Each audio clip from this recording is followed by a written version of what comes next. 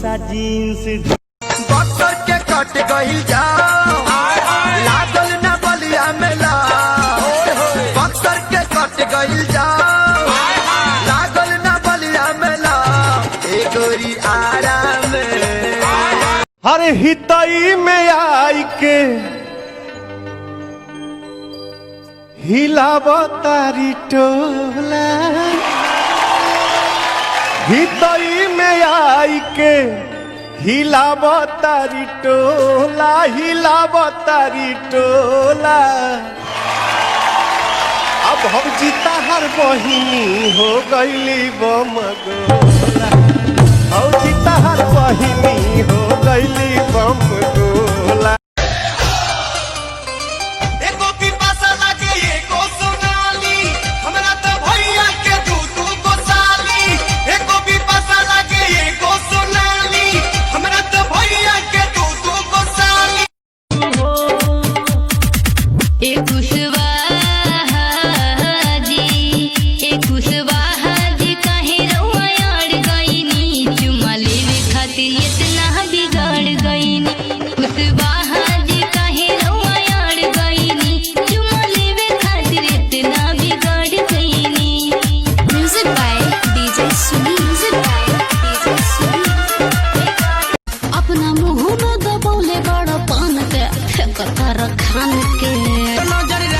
रात भर मिलाव कोई रान से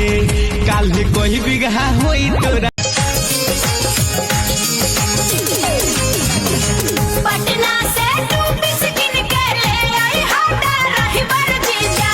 पटना से तू बिस्किन के ले आई आवा भोजपुरी अंदाज में जिसकी बीबी मोटी होगी उसका भी बड़ा नाम है पलंग पर सुता लो